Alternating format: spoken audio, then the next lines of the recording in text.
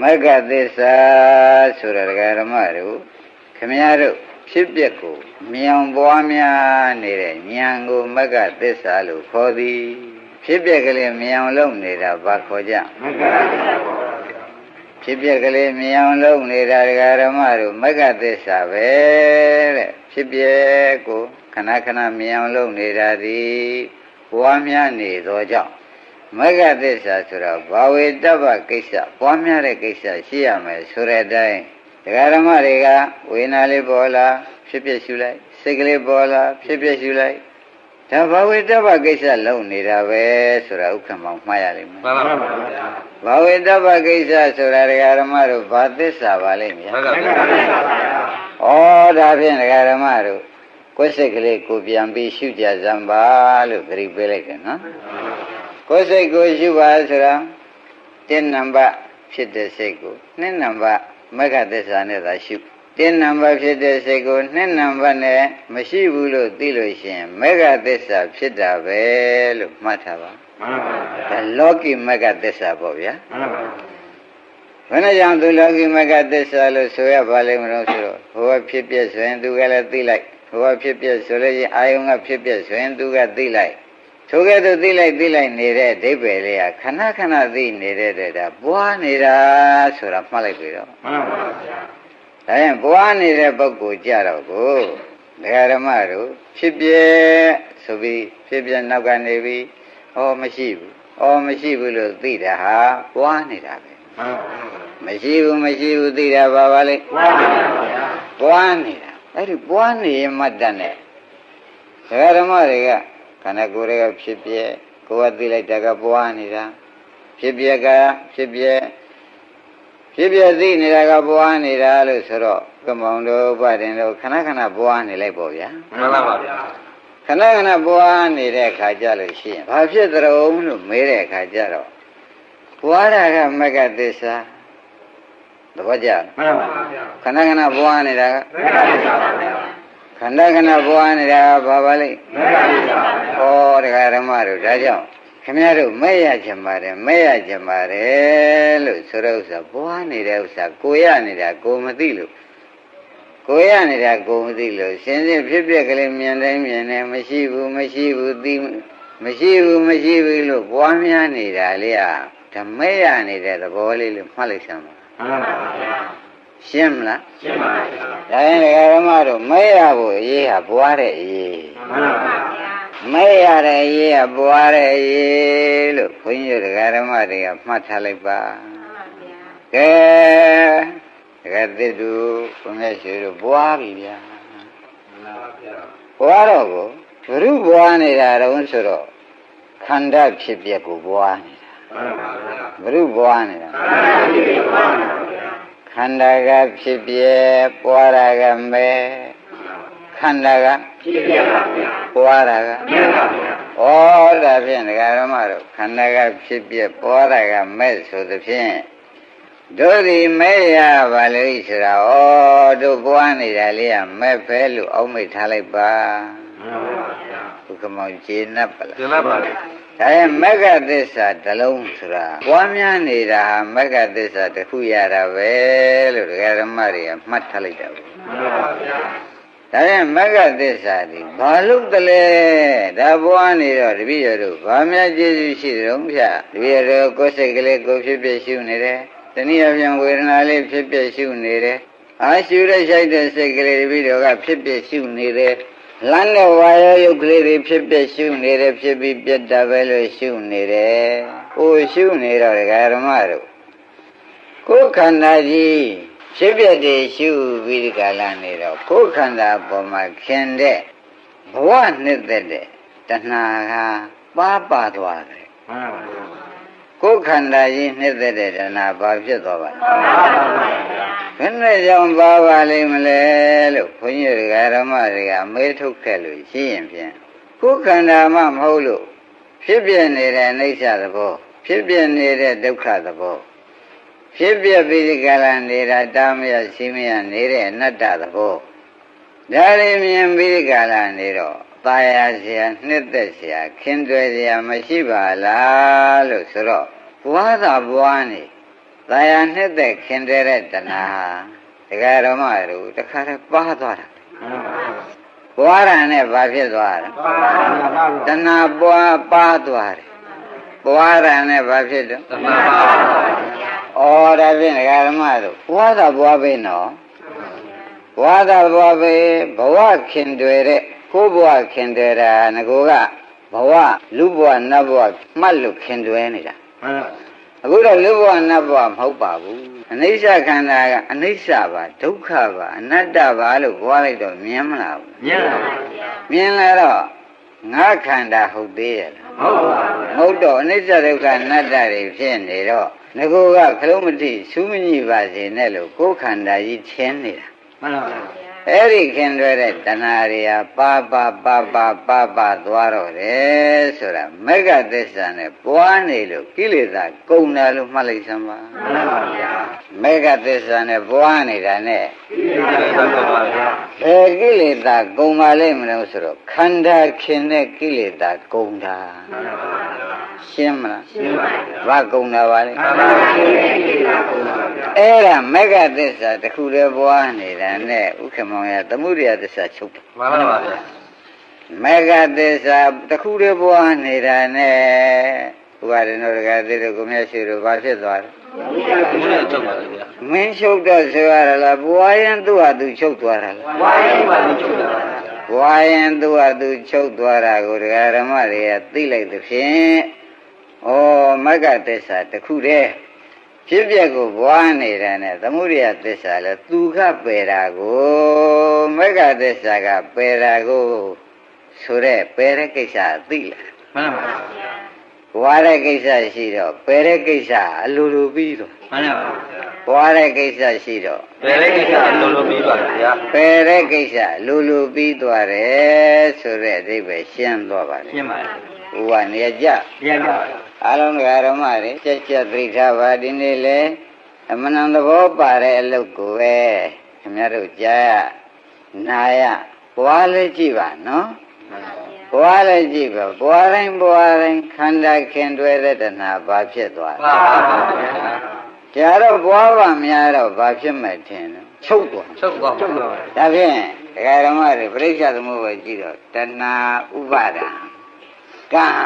ဟုတ်လားထုံးစံရှိတဲ့အခါတဏှာပါသွားတယ်တဏှာချုပ်သွားတယ်ဆိုတော့ဥပါဒံလာသေးရဲ့မလာပါ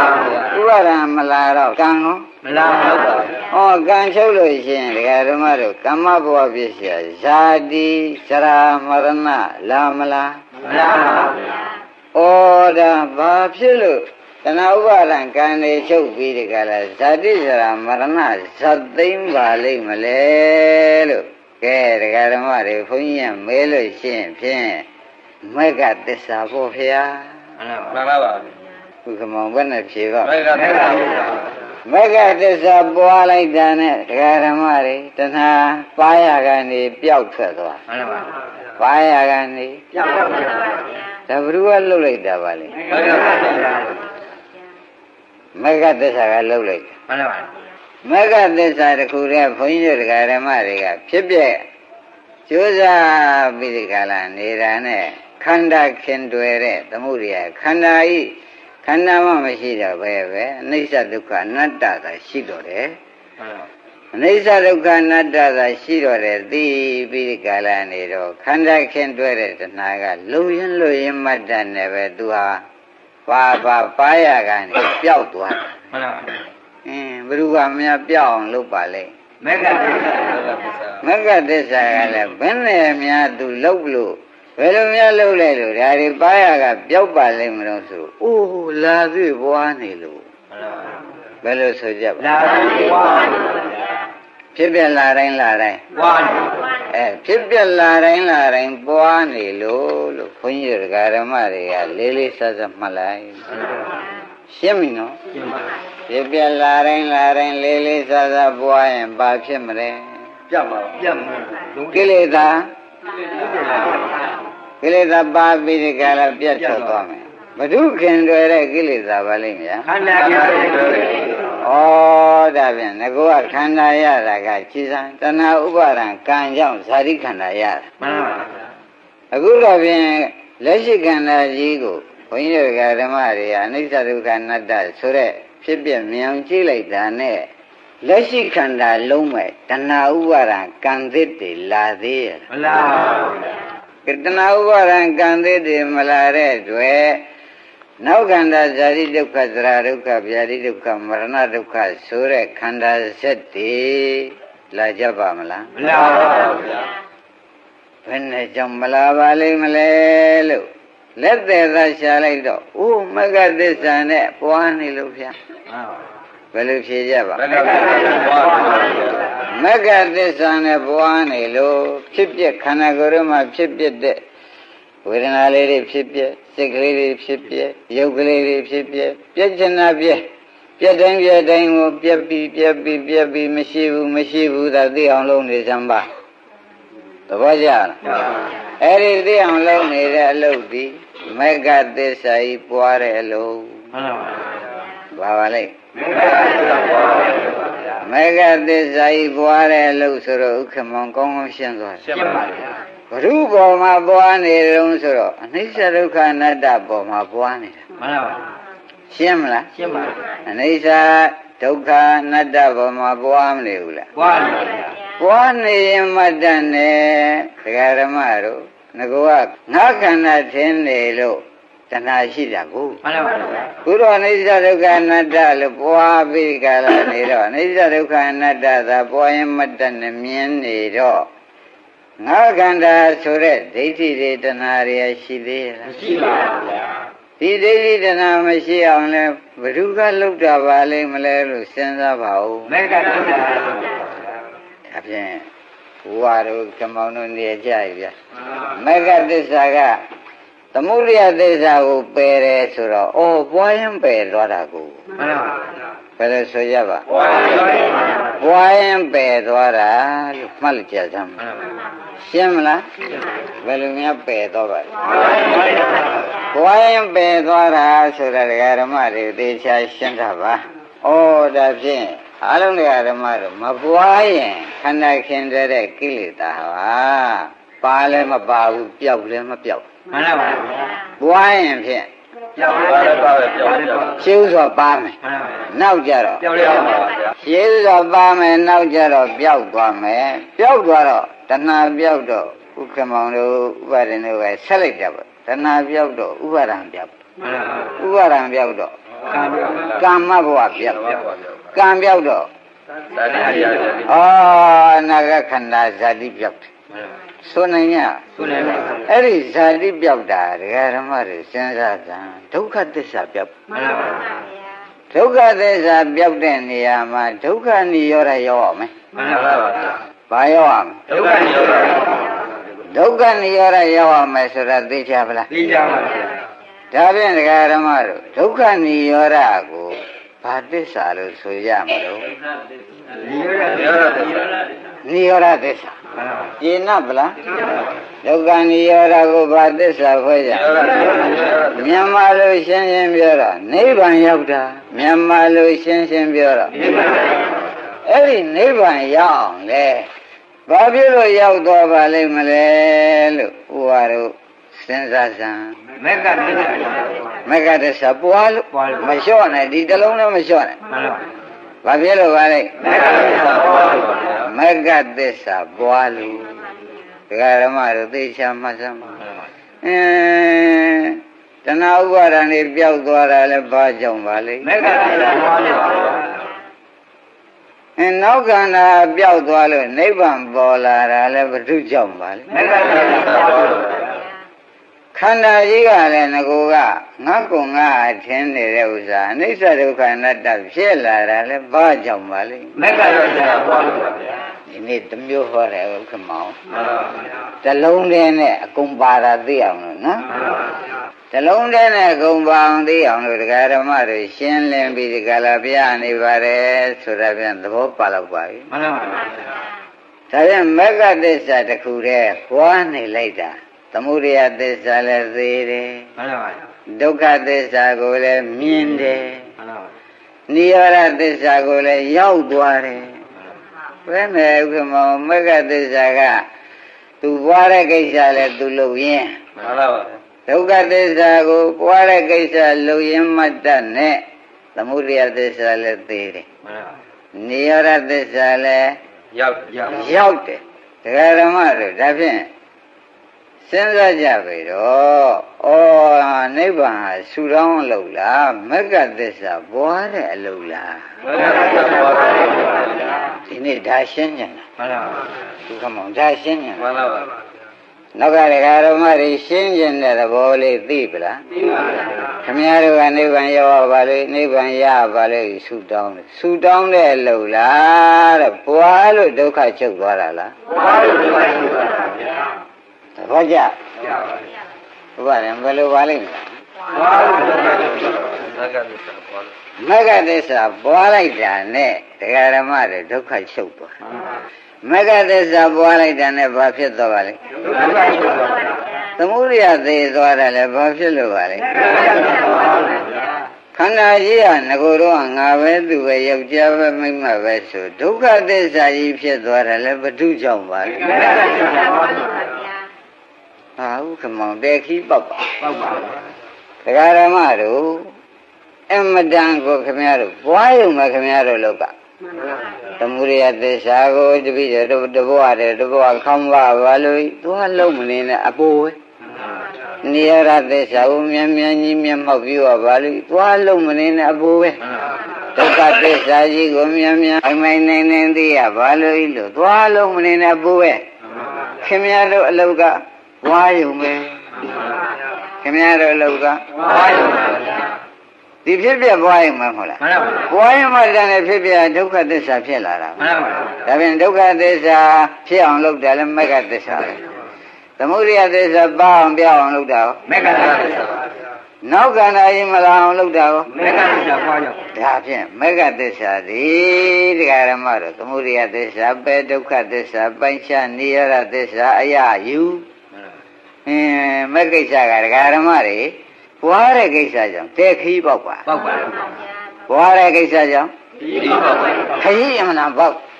ပွားတဲ့ကိစ္စကြောင့်ခရီးအမှန်ပေါက်တယ်ဆိုတဲ့တရားဓမ္မတွေဩတို့ဒီကားလို့ဆိုရင်မရှိကသမုဒယသစ္စာဘွားတယ်ဘွားပါရပါလို့အမလေးအပူတွေလုံနေတာမှန်ပါပါနိရောဓသစ္စာမြန်မြန်ကြီးမျက်မှောက်ပြီးတော့ပါလိပါဇက်ကလုံနေတဘွားလည်းမဘွားပဲနဲ့မှန်ပါပါဒုက္ခသစ္စာကြီးပိုင်းမိုင်းနိုင်သိရပါလေပွားလည်းမပွားပဲနဲ့မှန်ပါပါဘုခမောအလွဲကြီးလုံးအလွဲပါဒါဓမ္မတွေပဲလို့ဆိုကြပါအလွဲကြီးလုံးအားလုံးဓမ္မတွေစဉ်းစဉ်းစားစားနားထောင်ပါစဉ်းစဉ်းစားစားနားထောင်ပါလို့ရမယ်လို့ကတခုတည်းခင်ဗျားတို့က၄ခုစလုံးကိုတာဝန်ယူနေတဲ့အတွက်လွဲလိုက်တဲ့ဖြစ်ချင်းမှမပြောပါနဲ့မှန်ပါဗျာလို့ရမယ်လို့ကတလုံးထဲတော့မှန်ပါဗျာဘုကမောလက်သက်ရှာကြံပါလို့မဂ္ဂသစ္စာပွားပါဗျာမဂ္ဂသစ္စာတခုလည်းပွားလိုက်ရင်ဒုက္ခသစ္စာလည်းဖြစ်လာမှာမှန်ပါဗျာခန္ဓာကြီးကဒုက္ခသစ္စာဖြစ်လာမယ်မသိကြဘူးလားသိပါပါသမုဒယသစ္စာလည်းပါပြောင်းမယ်နိရောဓသစ္စာလည်းဒီမျက်မှောက်ပြုမယ်ရောက်မယ်မစွန့်နိုင်ဘူးလားစွန့်နိုင်ပါဗျာအဲ့ဒါဘာလုပ်လိုက်ကြတော့မဂ္ဂသစ္စာပွားပါခင်ဗျားတို့တာဝန်ကဘုန်းကြီးရှင်းရှင်းပဲပြောပါမယ်ဖြစ်ပြပွားရုံပဲဒကာဓမ္မတွေတာဝန်ကဖြစ်ပြပွားရုံဘာမှမလုပ်နဲ့တပြင်းဘာမှမလုပ်နဲ့ဖြစ်ပြပွားရုံပဲဆိုတော့တို့အလုပ်ကဒါပဲဘယ်သူကဘာပြောရမှနားတောင်နေဖို့မလိုပါဘူးဖြစ်ပြပေါ်တိုင်းပွားနေဖို့လို့ကတို့အလုပ်တစ်ခုပဲတို့သမုဒယသစ္စာသိဖို့ဆိုတော့တို့ကသမုဒယသစ္စာလိုက်ပြီးဒါနဲ့ခေါင်းနေရမှာမဟုတ်ဘူးတို့ကဖြစ်ပြပွားရုံပဲတို့ကနိဗ္ဗာန်လို့ရှင်ပါတယ်တို့ကနိဗ္ဗာန်ခြေလမ်းနဲ့သွားနေဖို့မလိုဘူးမဂ္ဂသစ္စာနဲ့ဖြစ်ပြပွားနေုံပဲဒုက္ခသစ္စာကြီးပိုင်ပိုင်နေလေးရပါလေဆူတောင်းမနေနဲ့လုံးလည်းမနေနဲ့တရားဓမ္မတို့ဖြစ်ပြတွေ့တိုင်းသာဖြစ်ပြပွားနေလို့ရှိရင်ဩဒီဖြစ်ပြခန္ဓာဒုက္ခတဲ့ခန္ဓာဤဒုက္ခကြီးပါလားဆိုတော့သူ့ဟာသူဉာဏ်ရင်ပြီးပေါ်လာတာမှန်ပါပါဘုခမောင်ရှင်းမလားရှင်းပါဗျာဘုရားတယ်နော်ရှင်းပါဗျာတရားဓမ္မတို့အရေးကြီးတာပေါ်လားပေါ်ပါဗျာအရေးကြီးတာပေါ်ပြီနော်ခင်ဗျားတို့တောင်းကဘာပါလိမ့်ပွားနေရမှာပဲမဂ္ဂသစ္စာနဲ့ပွားနေဘာလာတိုင်းပွားနေရမှာဖြစ်ပြီးပြတဲ့ဓမ္မခန္ဓာရဲ့လာတိုင်းပွားနေတော့ပွားနေမှနဲ့ခန္ဓာကဘာသစ္စာဖြစ်သွားမလဲ ခန္ဓာဒုက္ခသစ္စာသူ့အတူဖြစ်သွားမှာနော်ခင်ဗျားတို့ကပွားတယ်လို့လုပ်လိုက်တယ်နဲ့ခန္ဓာကဒုက္ခသစ္စာဖြစ်သွားတာပဲခင်ဗျားတို့ကပွားတယ်လို့လုပ်လိုက်တယ်နဲ့သမုဒိယသစ္စာကပါရကနေပျောက်ထွက်သွားတယ်သဘောကျခင်ဗျားတို့ကဒုက္ခသစ္စာဖြစ်ပျက်ကိုပွားနေတာနဲ့နိဗ္ဗာန်ဟာလဲတကားတည်းရောက်လာတာပဲဥက္ကမောင်ကိုတောင်ကဘာပါလိမ့်ဗျာကိုတောင်ကဖြင့်ဒကာဓမ္မတို့မကဖြစ်ပျက်ကိုပွားရုံပဲဒကာဓမ္မတို့ဘာလုပ်ကြမှာဖြစ်ပျက်ပွားပါတရားတွေလည်းနာတယ်လည်းတော်တော်ကြာပါပြီဆရာဘုန်းကြီးလည်းဒကာဓမ္မတွေပေါ်မှာနေတိုင်းစေနာမေတ္တာရောက်တလုံးနဲ့လှုပ်စေခြင်းတဲ့ဆိုတဲ့ဥစ္စာကိုယနေ့ဖြင့်ပေါ်ပါပြီဘာကိုသာလှုပ်စေခြင်းတဲ့ဘဝရင်ခန္ဓာကြီးကဘယ်လိုပြောလာမှာလဲသူ့ဟာဒုက္ခသစ္စာပဲလို့ခန္ဓာကပြောလိမ့်မယ်သမုဒိယသစ္စာလည်းကျုံမရှိတော့ဘူးလို့သူပြောမှာနိရောဓသစ္စာကလည်းကျုပ်လာပါပြီလို့ပြောမှာပါဘုက္ခမကိုတောင်ကဘွားယုံမယ်ရှင်းမလားရှင်းပါဗျာကိုတောင်ကဘာပါလဲဘွားယုံပါ gain ဒါဖြင့်ဘုက္ခမတို့ဆန်းရက်ပါမြင်မှုပါလိမ့်မယ်နော်ဆန်းရက်မှာဘိုင်းလာအင်းညာမောင်းပေးုံမမောင်းတဲ့လူကဟုတ်လားဘုစဘာကနေပြီးစဘာခွန်ခွာဖို့လေအင်းညာမောင်းတဲ့လူကမောင်းယုံတာမောင်းနေသူ့ဟာသူခွာသွားတာပဲမှန်ပါပါဗျာဒီဖွဲတွေဒီပေါ်မှာပါတဲ့ဖွဲတွေအကြောင်းနဲ့ပုတ်တိုက်သွားတာလေသူ့ဟာသူပုတ်တိုက်စကွဲနဲ့ဆန်လုံးနဲ့ခွဲသွားတာဟုတ်သူ့ဟာသူပါပဲဗျာအဲ့ဒီထဲသို့သွန်ကြသွားတာတွေဟုတ်သူ့ဟာသူပါပဲဗျာနှုတ်ဘုံကျွတ်တို့လောက်ကအင်းညာမောင်းယုံပဲမှန်ပါပါကျွတ်တို့လောက်ကဘာပါလဲအင်းညာမောင်းစဘာကွဲပါစေဆူတောင်းအောင်မှလားတောင်းပါဘူးစဘာလေးတွေဖြူအောင်ကြောင်းနဲ့ဖွဲကြောင်းနဲ့ဆန်နဲ့တိုက်ပါစေလို့ကဆူတောင်းအောင်မှတောင်းပါဘူးစကွဲနဲ့ဆန်လုံးဒီဆန်နဲ့ခွဲသွားပါစေလို့ဆူတောင်းအောင်မှတောင်းပါဘူး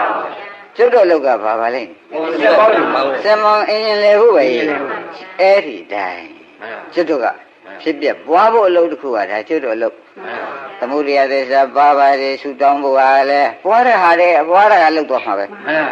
ခဏအင်းရင်လဲတာကအကုန်လုပ်သွားသလိုပေါ့ဗျာဥပါရင်တော့ဆက်နေဆိုတော့သိရပေါ့ဗျာအင်းရင်ကိုလဲတဲ့ဆက်ခွဲတဲ့ဆက်ကခွဲမှာပဲရေပေါ်တဲ့ဆက်ကတက်မှုတိုက်မှာပဲဆက်တဲ့ဆက်ကောဒါဥပါရင်တောင်းလားဥပါရင်တောင်းကအင်းရင်လဲဖို့ပဲရရှိတယ်သဘောကျပါလားဒါဖြင့်ဒကာဓမ္မတို့လောက်ကလည်းဘာလို့ရမှာတော့ပြတပည့်တို့တရားနာရလဲကြာပါပေါ့အရှင်ဘုရားဤကောင်းလေးကတလုံးနဲ့ပြေးစမ်းပါဆိုတော့ဒကာဓမ္မတို့ခန္ဓာကိုယ်ရဲ့ဖြစ်ပြလာတာဝါယုံပဲရိပ်မိဗလားခန္ဓာကိုယ်ရဲ့ဖြစ်ပြလာရင်ဝါယုံဖြစ်ပြကလည်းအနာများရှိသေးတယ်မရှိပါဘူးမရှိတာကိုကျတော့ဖြစ်ပြီးလို့ဗဇက်ကတောင်မမြည်ပိုင်းနဲ့မြင်းနေပြီးတာပဲမြင်းနေသမာဓိဖြစ်သမာသင်္ကပ္ပပါလာတာပဲသတိဝရိယတွေလည်းဥတည့်လို့ဒါမြင်တာပဲသီလကလည်းလုံနေတာပဲဆိုနိုင်ရအဲ့တော့ကျွတ်တော့လောက်ကဒုက္ခသစ္စာဖြစ်ပါစေသတည်းမဆိုင်ဘူးသမုဒိယသစ္စာပါပြောပါလို့ဤမဆိုင်ဘူးကလောက်သွားမလားပွားရမကသစ္စာကလောက်သွားမယ်ကျွတ်တို့ကပွားရုံပဲအင်ဂျင်လဲဖို့ပဲအရေးကြီးတယ်ကျွတ်တို့ကပွားရုံပဲဒကာဓမ္မတို့သဘောပါကြဩဒါဖြင့်ဒီဒကာဓမ္မတွေမှာဩဘာများလို့ရမှာတော့အောက်မင်းနေအခုတော့ခန္ဓာကိုယ်ထဲမှာရတဲ့နေရာဖြစ်ဖြစ်ရှုနိုင်လောဘလေးဖြစ်လာရင်ဒေါသလေးဖြစ်ရင်ဒေါသစိတ်ကလေးဖြစ်ရှုလိုက်ဦးသံဃာရှိနေရင်နိုင်တဲ့စိတ်ကလေးပေါ်လာရင်ဒီဖြစ်ရှုနေတော့ဖြစ်ရှုနေတော့ဖြစ်ကခန္ဓာဖြစ်ဟုတ်လားရှုတာကပွားနေတဲ့မဲ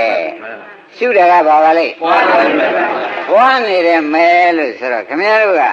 ဘွားစရာကိစ္စတွေကလည်းမနှဲလောက်မနှဲပါဘူးလာတိုင်းသာဘွားနေမယ်ဆိုလို့ရှိရင်တရားဓမ္မတို့ခင်ဗျားတို့ဒုက္ခသစ္စာကြီးမြန်ဖြစ်လာမှာပဲမှန်ပါပါသမုဒိယသစ္စာမြန်ပါပြီးမြန်ပြောင်းမှာပဲရှင်းမလားရှင်းပါပါဒါဖြင့်တရားဓမ္မတို့ထဲ့ပဲရစီအောင်တဲ့ဘာထဲ့ရမလို့ဆိုတော့ဒီညာလေးပွားပါများလို့ရှိရင်ဖြင့်ညာဥက္ကမောထက်လာတယ်လို့မှတ်ပါပါဗျာပွားပါများရင်ထက်ပါဗျာဒါဖြင့်ထက်လာတော့အရင်တော့လောကီမဲ့ထက်တဲ့ထက်လာတော့ဥပါရင်လောကုတ္တရာမဲ့မှန်ပါဗျာထက်စတော့ဗာမဲ့ပါလေလောကီမဲ့ပါဗျာဟာတခါလဲထက်တဲ့ထက်အောင်လုပ်လိုက်တဲ့ခါကျတော့လောကီမဲ့ပါဗျာ ဒါဖြင့်ပြီးနေအဲ့ဒါသောတာပန်တည်တာပဲလောကုတ္တရာမဲ့ပြီးဖိုးလာတာပဲမှန်ပါဒါဖြင့်ကျွတ်တော်လောကပွားပါများရင်လည်းမက်ကထက်ပြန်သေးတယ်မှန်ပါဘယ်လိုဆိုကြပါပွားပါများရင်မက်ကထက်ပါသူကမောင်ရသူကိစ္စကြမ်းတယ်လို့ဒါလေးနောက်ထပ်ဆက်ပြောတော့နော်မှန်ပါအရင်တော့သူကရင်လုံနေတယ်မှန်ပါသမုဒိယသစ္စာကိုပေါအောင်ပြောင်းအောင်လုပ်တာလေပွားမှုမဲ့ကိစ္စမှန်ပါခန္ဓာကြီးဒုက္ခသစ္စာဖြစ်လာအောင်လုပ်တာလေပွားမှုမဲ့ကိစ္စပွားမှုမဲ့ကိစ္စနေရတဲ့သစ္စာကြီးပေါ်ပေါက်လာတာကောပွားမှုမဲ့ကိစ္စသူကလည်းသဘောနဲ့ပွားနေတာသူလည်းပွားရင်ဘာဖြစ်လာသလိုမေးတော့ပွားရင်ဖြစ်လာတယ်မဂ္ဂသစ္စာဘာပါလိမ့်နေကြပွားရင်ဖြစ်လာဩပွားရင်ထက်လာထက်လေလေဒကာဓမ္မတို့ထက်လေလေကိလေသာကုန်လေလေမှန်ပါထက်လေလေဒုက္ခမှန်သိလေလေမှန်ပါထက်လေလေနေရတဲ့သစ္စာကိုရောက်ဖို့နီးလေလေမျက်မှောက်ပြုနီးလေလေမှန်ပါဒါဖြင့်ကျွတ်တို့ကိစ္စဒကာဓမ္မတို့တရားနာလည်းလည်းကြာကြပြီတပည့်တို့ဘာလို့ရမှာတော့နောက်မမင်းနဲ့တော့ခန္ဓာကိုယ်ထဲမှာပေါ်သေးဖြစ်ပြက်ကိုကျွတ်တို့ကပွားနေုံပဲမှန်ပါပွားရင်မှတန်တဲ့ဉာဏ်ပါဖြစ်လာမယ်ထက်လာတယ်ဆိုတော့လောကီကလောကုတ်ဖြစ်တာမှန်ပါဘုကမောင်ထက်တယ်ဆိုတာလောကီကလောကုတ်ဖြစ်တာသူထက်လာတယ်လောကီကလောကုတ်လည်းဖြစ်ပါရောတန်ကိလေသာပါရကပျောက်ပြန်ရောမှန်ပါနိရောဓသစ္စာဖုံးကွယ်နေတဲ့အဝိဇ္ဇာကြီးဟာလည်းတရားဓမ္မတို့ဖုံးရကနေပြီးကာလကျွတ်တို့ကထက်တန်တဲ့ဗတိဖုံးကြီးဖွင့်နိုင်တာပဲမှန်ပါသဘောကျရပါငကောခန္ဓာထင်းနေတာကြီးလေငါသူထင်းနေတာကြီးလေပွားပါများတဲ့နဲ့ဒုက္ခသစ္စာလို့ပဲပိုင်မယ်နေသိတယ်လေထဲလို့ပဲမှန်ပါဒါရင်မဲ့ဒီပဲငကိစ္စလုပ်ပါလိမ့်ငဃဓမ္မတို့လေးကိစ္စသူဟာသူလည်းထဲအောင်လုပ်သည်မှန်ပါသမုဒိယသစ္စာကိုလည်းပယ်နိုင်သည်ဒုက္ခသစ္စာလည်းပိုင်မယ်နေသိနိုင်သည်နိရောဓသစ္စာလည်းသူညာအောင်ရအောင်သွင်းနိုင်သည်မှန်ပါသဘောကျကြရပါဩဒါဖြင့်ဒကာဓမ္မတို့အလုပ်ဟာဘာလို့ရမှာပါလဲအဲ့ဒါပေါ့ပေါ့ပါကရှိရှိမပြောကြနဲ့ဖြစ်ပြပွားရုံပဲမှန်ပါဒကာဓမ္မတို့ဘယ်လိုမှတ်ကြဖြစ်ပြပွားခန္ဓာရဲ့ပေါ်လာတဲ့ဖြစ်ပြဘာလို့ပွားဖြစ်ပြလာတိုင်းသာပွားကောင်းပြီဒါဖြင့်ရှင်ဘုရားလောက်ကတပည့်တို့ကမသေးမရှင်းများလို့ရခက်ကြီးပါလားလို့ခင်ဗျားတို့ကလည်းထင်ရင်ထင်လိမ့်မယ်နော်မသိမရှင်းလို့ရမှာလားဆိုတော့ပြင်းသွားလိမ့်မယ်ဥက္ကမောင်ကြီးမှန်ပါပါတရားဓမ္မတို့အကန့်အသတ်ရှိပါတယ်ဘယ်လိုမှတ်ကြမလဲအကန့်အသတ်ရှိတယ်တဲ့တရားဓမ္မတွေရနော်အကန့်အသတ်ဆိုတာဘာပါလိမ့်မလို့ဆိုတော့ရရကိစ္စရှိသေးတယ်ပြောတာမှန်ပါပါဟိုကဘာပြောတာရဖို့အချိန်ရှိပါတယ်ရဖို့အချိန်ရှိပါတယ်တဲ့တရားဓမ္မတို့ညံမထက်ခင်ဘွာညံထဲလို့နိရောဓသစ္စာဆိုတာကြီးကိုညာအောင်ရောက်လာပြီဆိုလို့ရှိရင်ဖြင့်အဲ့ဒီညာအောင်ရောက်တဲ့နဲ့သာနေတော့ဘာမှလည်းမပွားနဲ့တော့ညာအောင်ရောက်လာရင်မပွားနဲ့တော့ညာအောင်ရောက်လာရင်မပွားပွားဖို့ကလိုသေးလားမလိုပါဘူးနိဗ္ဗာန်ကျတော့အာယုံပြုံပဲဥပါရင်မှန်ပါပါပွားနေဖို့မလိုပါဘူး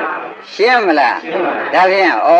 တို့ဘလောက်တရားပွားမှာတော့ဆိုတော့အဖြစ်ပြက်တွေဆုံးသွားလို့ဒီနေရာနိဗ္ဗာန်ပေါ်လာတဲ့အချိန်ရောက်ရင်တို့ပွားမှုရဆဲလို့ပဲဘယ်လိုဆိုကြပါပွားမှုရဆဲတော့ဖြစ်တဲ့ဆုံးသွားရင်ပွားမှုရဆဲပြီးအဲ့ဒါဒီတိုင်းသာနေလိုက်တော့နိဗ္ဗာန်အောင်ပြုပြီးတော့နေလိုက်ပါတော့ဘုခမောင်ရှင်း납ပါလားဒါဖြင့်အကားသာမရှိပွားရမှာလားတရားဓမ္မတို့မရောက်ခင်လေးပွားရမှာလားမရောက်ခင်ပွားပါသဘောကျကြအကန့်အသတ်မရှိပွားနေရရင်လည်းခင်ဗျားတို့ခက်ပါလိမ့်မယ်ဒီလိုမဟုတ်ပါဘူးတရားဓမ္မတို့အကန့်အသတ်ရှိပါတယ်ဘယ်လိုမှကြမယ်ဖြစ်ပြမဆုံးခင်တော့ဖြင့်ဖြားဆိုဖြစ်ပြချုပ်သွားလို့နိရောဓသစ္စာဆိုတဲ့ဒုက္ခချုပ်တဲ့နိဗ္ဗာန်ကြီးပေါ်လဲပွားမနေနဲ့ဥက္ကမောင်ရမှန်ပါပါကြည်တာနေတော့မှန်ပါပါပွားမနေနဲ့ဘာလုပ်နေကြည်တယ်ပါဗျာကြည်နေဆိုတာမျက်မှောက်ပြုနေတော့ပြောတာဥဆိုင်ကျင်납ဗလားဩဒါဖြင့်တို့လောက်ဟာပထမပွားမှုလောက်ပါတို့တင်းနံပါလို့မှန်ပါပါ နောက်သွားလို့ဆုံးတဲ့အခါကျတော့ကြည်နေဖို့လို့ကနှစ်နံပါတ်အလုပ်ဆိုရင်သံဃာမထွက်တဲ့အလုပ်တာမှတ်လိုက်မှန်ပါဗျာရှင်းမလားရှင်းပါဘယ်လိုမှကြမှာသံဃာမထွက်တဲ့အလုပ်ဆိုတော့ဥစ္စာကိုမြတ်ရှုဝေးသလားမဝေးဘူးခင်ဗျားတို့ကိုကလမ်းသွားကဆုံးအောင်ကိုမသွားဘူးတော်ချာလှဲ့လာပြန်ဖြစ်ပျက်ကလေးမြင်လိုက်ဒီမဲ့ကိစ္စရှိသေးထားလို့လို့ပါအောင်မဲ့ဖြစ်ပက်ကပျောက်သွားပြန်မှန်ပါပြောက်သွားပြန်လည်းပြန်ကြတဲ့ဒီချိန်ကြတဲ့ထားလို့ပြန်တော့ဖြစ်ပက်ကလေး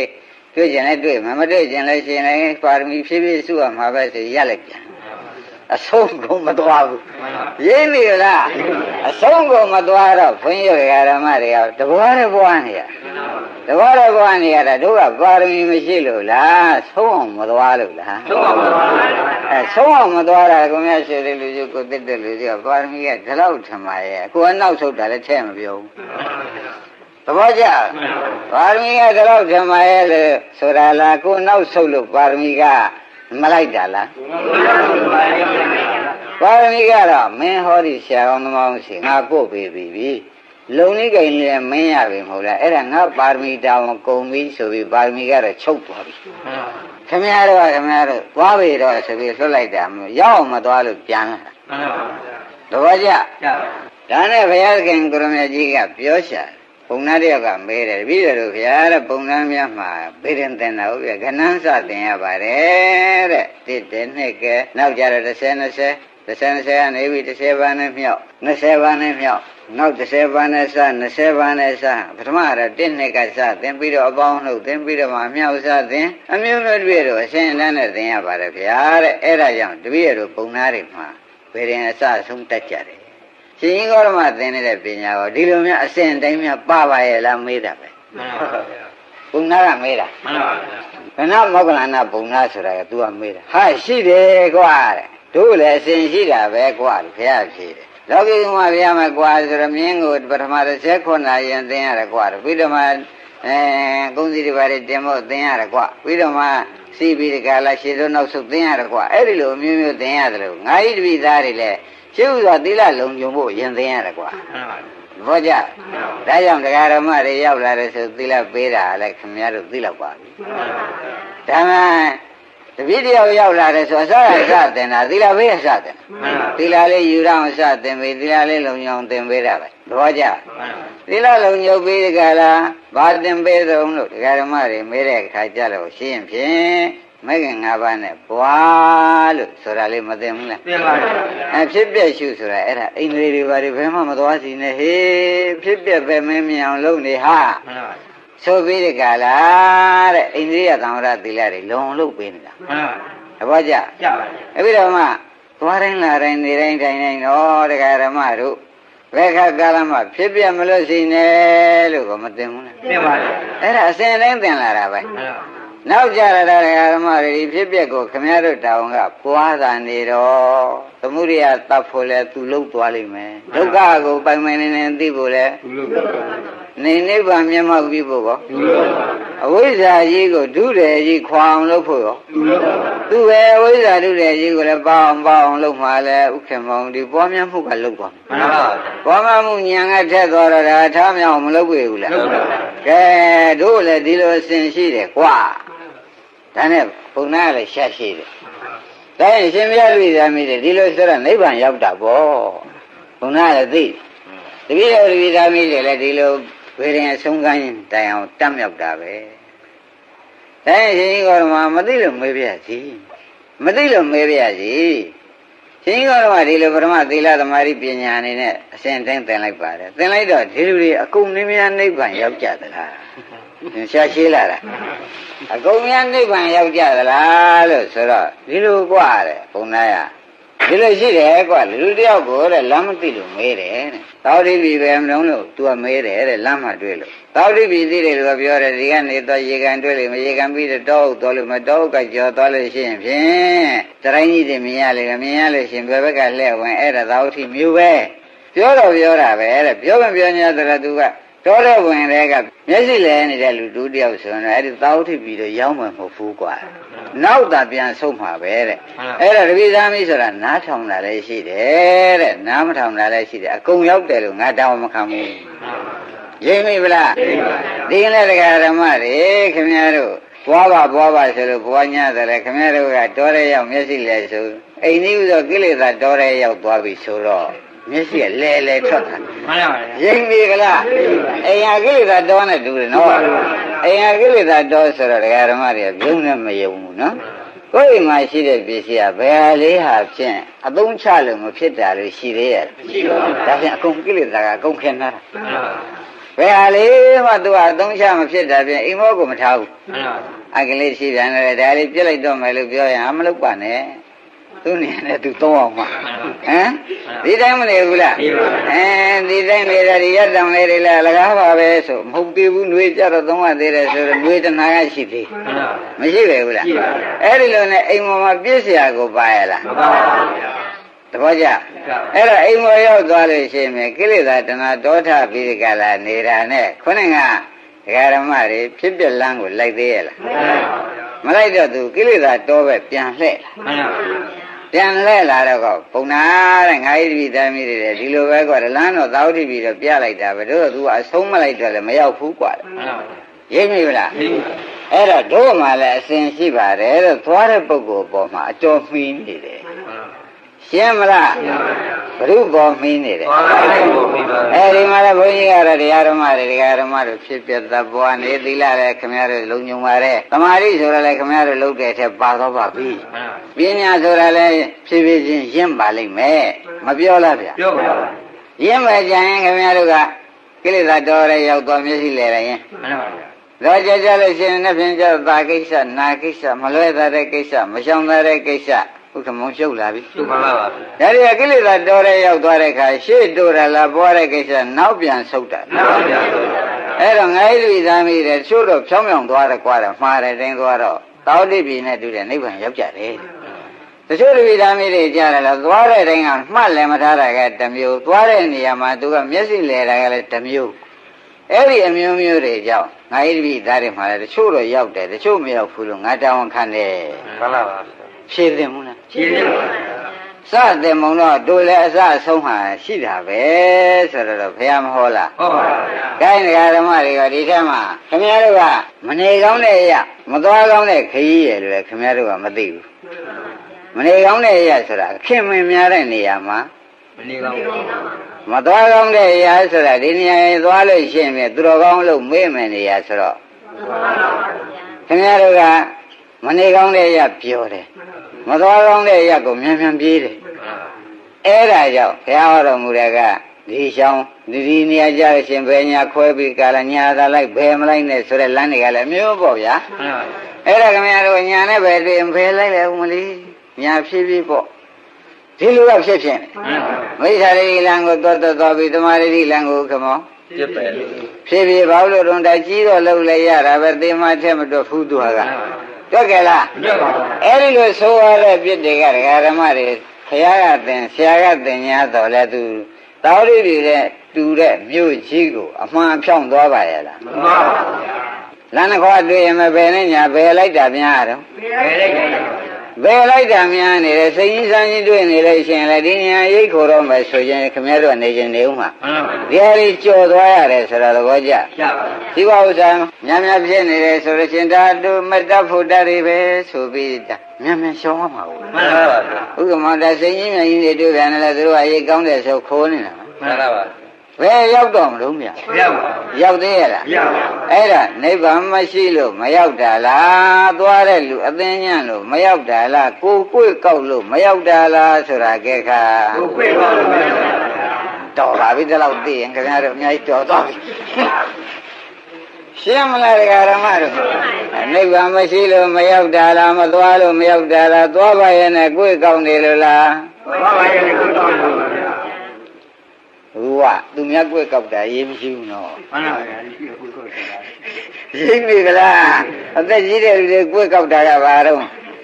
တာမဆိုးဘူးလားသူမျက်စိနဲ့လဲရှင်းဖြင့်နောက်လူကခင်ဗျာကြီးကြီးပြီးမျက်စိနဲ့လဲနေတယ်လို့လာပြမဲ့လူကအရောက်နှေးသွားရင်အသေးဆုံးမယ်မှန်ပါဗျာဟုတ်ဘူးလားကျန်တဲ့ငယ်တဲ့လူကမျက်စိလဲနေတဲ့ကနောက်လူတယောက်ကမျက်စိမလဲတဲ့လူတယောက်ကလာပြလို့ရှင်လက်ဆွဲပြလို့ရှင်သူက အချင်းကြံသေးတယ်ဒါပြန်အချင်းကြံတဲ့လူနဲ့မကြံတဲ့လူဟာဒကာဓမ္မတို့ဘယ်သူကနေဖြောင်းသွားဖို့အရေးကြီးတော့မကြတဲ့လူကတောင်းတော့ရေးကြည့်ပါဒီကအချင်းကြံတဲ့လူတရားမှမပါဘူးရှင်းပြီကလားအချင်းကြံတဲ့လူပဲရတော့တရားမှန်ပါယနေ့လားနှစ်ပြန်လားဆိုတဲ့ခန္ဓာကြီးပဲဘယ်လိုဆိုကြမလဲယနေ့လားနှစ်ပြန်လားဆိုတဲ့ခန္ဓာကြီးပဲဆိုတာဥက္ကမောင်ရိပ်မိဗလားသိပါဗျာ gain ခမရတို့အသက်ရှင်နေတာကမ်းကြောင်လည်းအသက်ရှင်တယ်နော်ဥဒုကြောင့်ရောအာဟာရကြောင့်ကောင်းပြီစိတ်ကြောင့်ရောတချို့လေစိတ်ကတူတယ်နဲ့ရတဲ့ဆိုရင်ချလို့သေးတယ်စိတ်တက်လို့သေးတယ်လည်းရှိတယ်စိတ်ကောင်းလို့အသက်ရှင်တာလည်းရှိတယ်ပေါ့ဗျာအဲ့တော့အသက်ရှင်ခြင်းကြောင့်ဒီဓမ္မတွေ၄ကြောင့်ရှိ၄ကြောင့်ထဲမှာအချုပ်ချာရှာလိုက်တော့ဥပါဒံကံဟာကအချုပ်ချာတပတ်ကြကံဟာပါတော့အဲ့တော့ကံအချုပ်ချာလို့ဥက္ကမောင်ကတော့သူကတ်ချင်တယ်ကံအစာမစားရင်ရှင်ဘုရားကံကဘယ်လိုထောက်သေးမှာပဲအစာမစားရင်လို့သူကတ်ချင်တယ်ကံမှာပေါ့ဗျာဆိုတော့မကတ်ပါနဲ့တဲ့တချို့ဒိဋ္ဌာကြီးတွေမှာဥပါဒံဖယားတဆူနဲ့တဆူကြမှာအစားကိုမစားရတဲ့ပြိတ္တာရှိသေးတယ်မှန်ပါဗျာရေမတော့ရတဲ့ပြိတ္တာရှိပါဗျာသိပါရဲ့လားလို့သိပါပါဟောကံဟာရနဲ့နေတာဥက္ကမောဘာဟာရလဲကံကမင်းမသေးရဘူးငတ်တာငါကြည့်ကျင်တယ်ဆိုပြီးတခါတည်းအရှိရှိကြီးနဲ့ထားရတာရိပ်မိဗလားအဲ့တော့ဒီတည်းဘုရုထဲဆုံးတော့ကံထဲဆုံးပဲဆိုတာသဘောကျအဲ့တော့ကမ္မဟာရလို့ဥက္ကမောင်ခေါ်သည်သဘောကျအဲ့ဒီကံနဲ့ခင်ဗျားတို့အသက်ရှည်တဲ့ပုဂ္ဂိုလ်ရှိတယ်နော်အဲ့ဒီကံမထောက်ပံ့လို့တူတဲ့ပုဂ္ဂိုလ်ပေါ့ရှိပါဗျာအဲ့တော့အဲ့ဒီကံကခင်ဗျားတို့ဘယ်တော့မှပြုတ်ထားတဲ့ကံတုံးလို့မေးလို့ရှိရင်ဖြင့်တိတ်တုံးကပေါ့ဗျာလို့ဒါပဲဖြစ်ခင်ဗျားတို့အသက်ရှည်နေတာဘယ်တော့မှပြုတ်ထားတဲ့ကံမလေး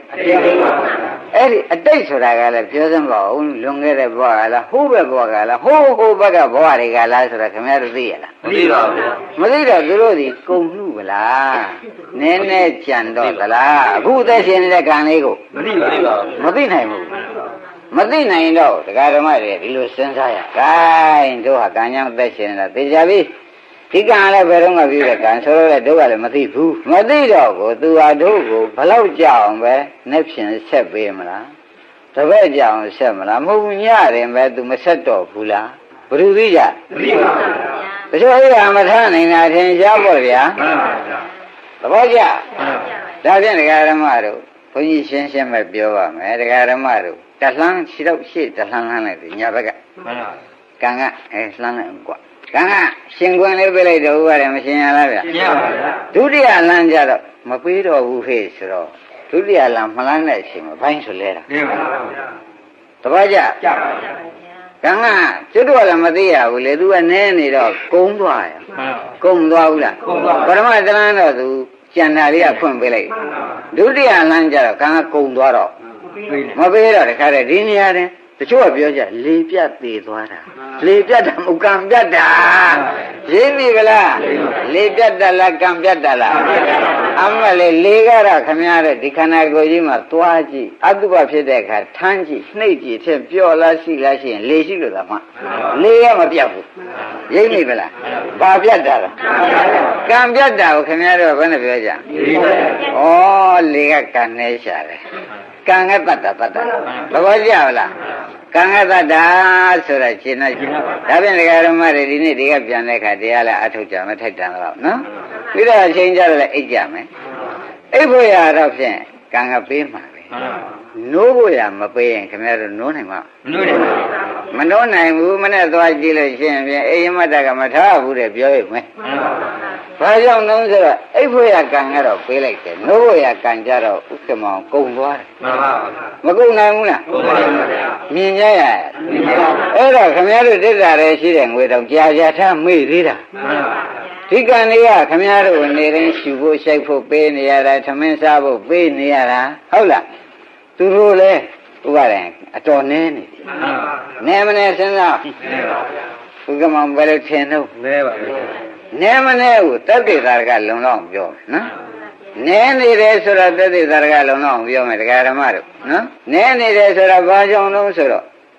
မျက်လုံးဟာငယ်တုန်းကမျက်လုံးကကြည်ကြည်လင်းလင်း မှန်ပါဗျာ အခုနောက်ထပ်ထည့်ပေးတဲ့ကံကထည့်ပေးတဲ့မျက်လုံးဟာဒကာဓမ္မတို့အမွဲကြီးဖြစ် မှန်ပါဗျာ ကံနဲ့သွားလို့ပေါ့ မှန်ပါ ဘယ်နဲ့ဆိုကြ ကာ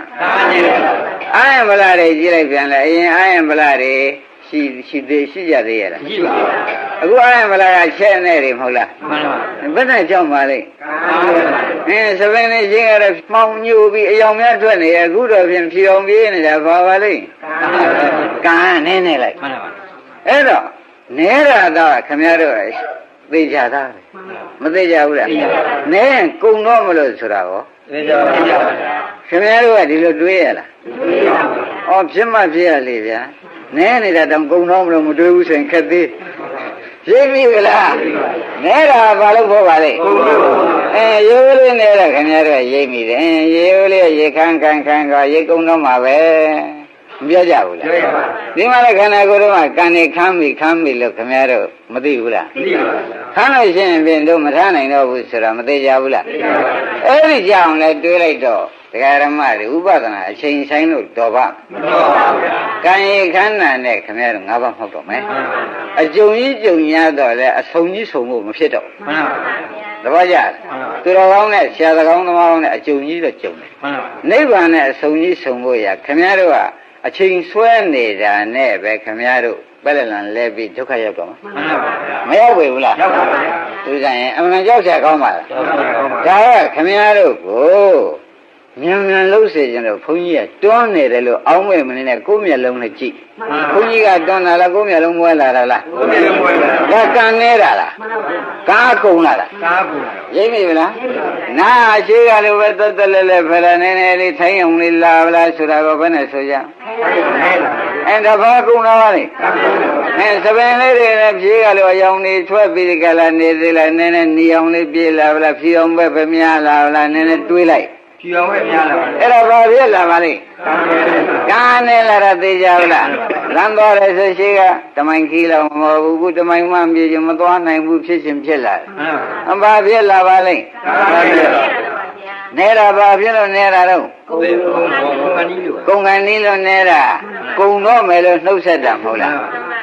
မီးလေးများသေကန်နေကြတော့တောက်လိုက်လင်းလိုက်တောက်လိုက်လင်းလိုက်မလာတော့ဗျာဖျားပါကြာတော့ဒီတောက်လိုက်လင်းလိုက်ခေးလိုက်ဇတ်သိမ့်သွား ဆက်လေးပါ မသိဘူးလား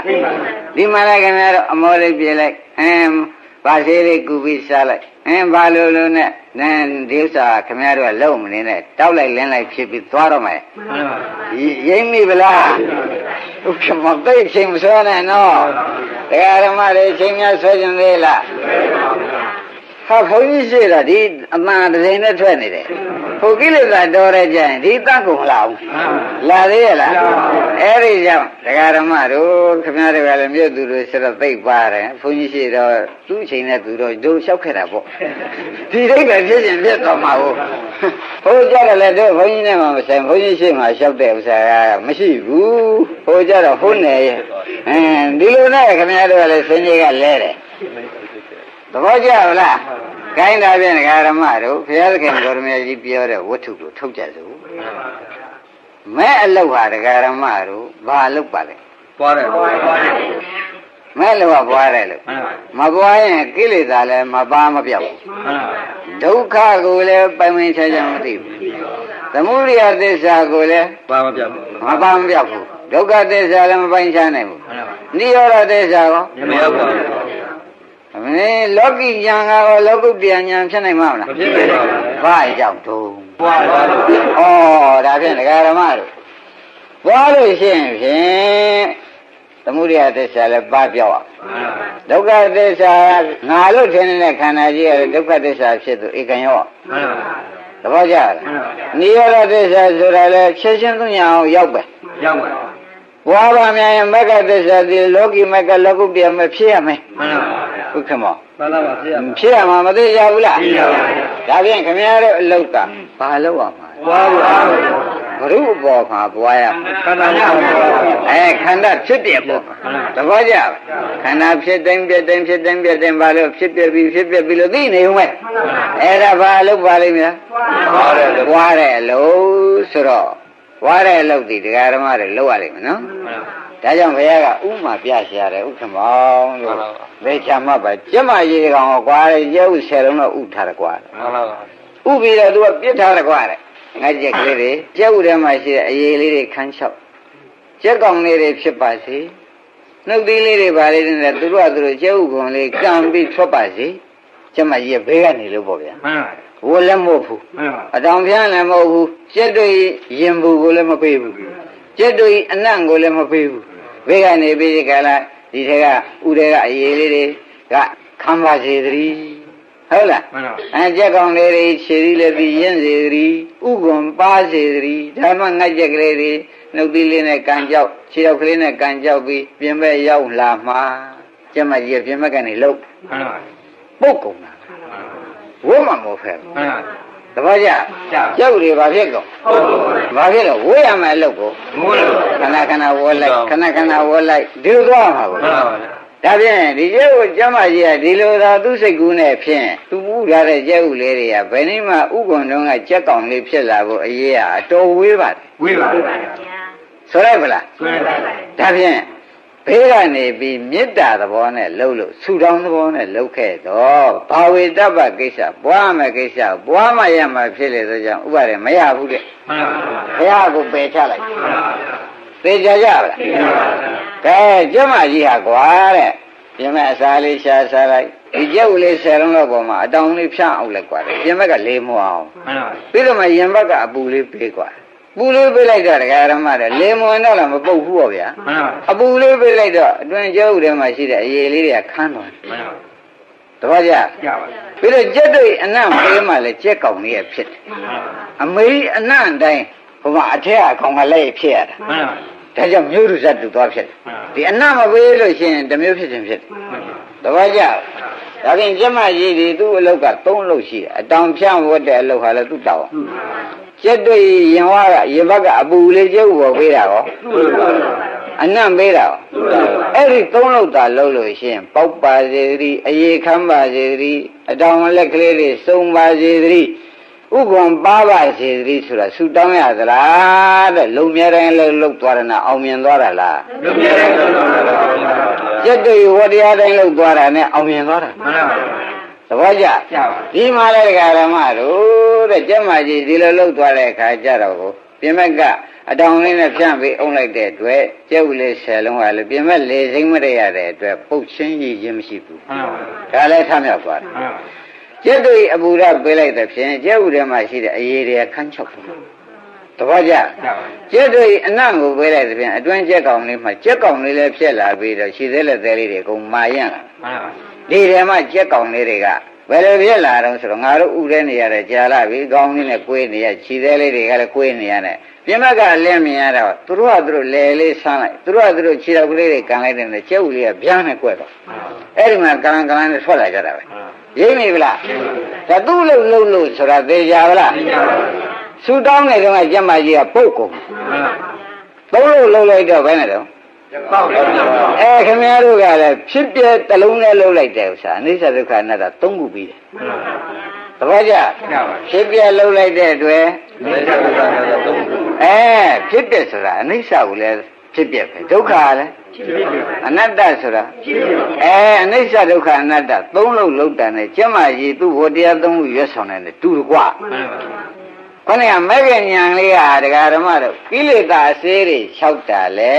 တဲ့ပွားလို့ မှန်ပါပါ ဘုကမောပါတဲ့ ဒီကနေ့လည်းချက်တော့ပေါ်တော့ ကျမကြီးဝတ်လို့ပေါ့ဗျာ မှန်ပါပါဗျာ ညာလေးတွေထက်လာတာလည်းဘယ်နဲ့ကြောင့်ပါလိမ့်မလို့ ပေါ်တော့ ဒါဖြင့်ကျမကြီးဝတ်လို့ပဲ မှန်ပါပါဗျာ သဘောကျလား ကြပါ ပြင်မကအလင်းတွေပေါ်လာတာလည်းဘာကြောင့်ပါလဲ ပေါ်တော့ ဒီမှာလည်းနိဗ္ဗာန်ကြီးဆိုအလင်းတွေပေါ်လာတယ်လည်းဘာဖြစ်လို့ ပေါ်တော့ ကျွတ်တို့လောက်ကပွားဖို့ပဲ မှန် ဘာပါလဲဓမ္မတို့ ပါပေါ် ဘွားဖို့လောကဖြစ်ပြလာတိုင်းဘွားဖြစ်ပြလာတိုင်းဘွားကျွတ်တို့လောက်ပါလောက်ပါလေ ပေါ်ပေါ် ဖြစ်ပြကြလည်းမရှိတဲ့ချင်းရှိသေးရလား ရှိပါဘူး ဒါမရှိတော့ဟောဘယ်ကစိတ်ကလေးဖြစ်ပြလာလဲဖြစ်ပြီးပြက်ပြီးလို့ပွားနေပါ မှန်ပါ ဝေဒနာလေးဖြစ်ပြလာပြန် ဖြစ်ဖြစ်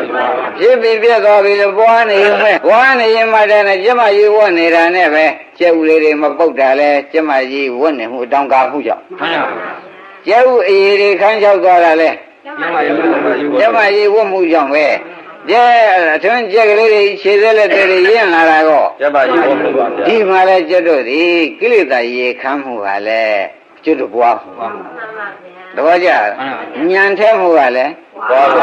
ဘွားမှုပါပဲပြမကလင်းတွေကိုမြင်ရတာလဲ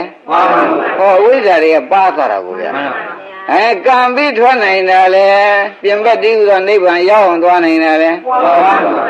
ကျွတ်တို့အလုတ်ကဘွားမှုပဲဒကာဓမ္မတွေဘယ်လိုမှတ်ပါအိုးဒါဖြင့်ဘွားမှုအလုတ်ကိုကျွတ်တို့ကဘုရားရှိသွားပြီးပေးတော်မူပါဘုရားလို့တရုံးစားတန်နဲ့မသွားပါနဲ့မရဘူးရပါမရပါဘူးနောက်ကဒီကံဖြုတ်တော့လို့ဆရာဘုန်းကြီးကဘယ်လိုသင်ပါလဲနိဗ္ဗာန်ရောက်ပါလိမ့်ဖြတ်နိဗ္ဗာန်ကြီးပေးသနာတော်မူပါဟာငါမပေးနိုင်လို့ရာဟုလားထားမခေါ်နိုင်လို့ရာဟုလားကျင့်ဖို့တုတ်ကိုသေချာဟောရတယ်ဟာကိုယ်တော်ကြီးရှင်ပြောလိုက်မယ်သဘောကျတိုင်းခင်ဗျားတို့တောင်းကပါပါလိမ့်ဘုရုဘောပွားရအောင်နော်ခန္ဓာပြည့်ပွားခန္ဓာပြည့်ပွားလိုက်လို့ရှင်မြေသမုဒိယသစ္စာလည်းပါပြောက်မယ်ခန္ဓာကြီးကလည်းဒုက္ခသစ္စာဆိုတာကြီးကိုအဖြစ်သို့ရောက်လာမယ်သဘောကျလားဘောပါများလို့ညာကောထက်ပါများတာနဲ့ဒကာဓမ္မတို့ကိလေသာမှောင်တုတွေကိုရှင်းလင်းပြီးဒီကလာနိဗ္ဗာန်ကြီးမြင်မွေရကောရောက်ပါဘူးပွားလို့ပဲဒါရင်ပွားတဲ့ကိစ္စတွေဒကာဓမ္မတို့သူ့ဟာသူဉာဏ်ထက်မှုလဲပွားလို့သမုဒိယပယ်မှုလဲဒုက္ခပန်ရှားမှုလဲနိဗ္ဗာန်ကြီးမြင်မှုလဲဒါပေမဲ့ကျွတ်တို့လောက်ပါတာဝန်ရှိကျမကြီးတို့ပြင်မကအောင်လို့တော့ဖြင့်ကျက်လို့သုံးလို့လုံးလိုက်လို့ရှိရင်ဘွားမှုလို့သာလုံးလိုက်ရင်ဒါဖြင့်ကျွတ်တို့ကရမယ်လို့သာမူသေးလိုက်ပါတော့ဟုတ်လားတောင်းခံတဲ့အလုပ်ဟုတ်လားအမှန်တော့အောက်ကျနောက်ကျရှိတဲ့အလုပ်ကိုဖြုတ်ဆန်းပါခင်ဗျားတို့ရှင်းမလားကဲယနေ့ဒီရင်တော့ကြ